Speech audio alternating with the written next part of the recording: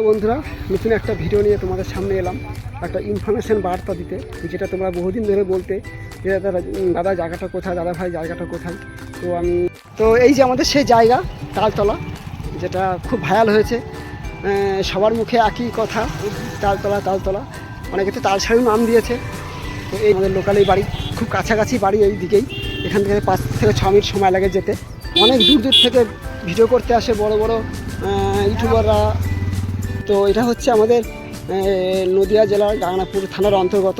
আমাদের এই গ্রামটার নাম হচ্ছে হুমানিয়াপোতা। তো তোমরা যদি এখানে আসতে চাও তো গাংনাপুর থেকে আসতে পারো।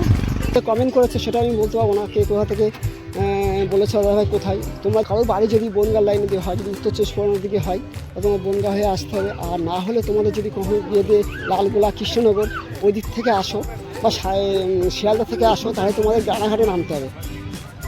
রানাঘাট থেকেই তোমাদের ট্রেন ধরতে হবে বনগাঁ লোকাল ধরে আমাদের রানাঘাট থেকে 2টো স্টেশন, রায়নগর, গাংনাপুর নেমেই তোমরা এখানে আসতে পারবা।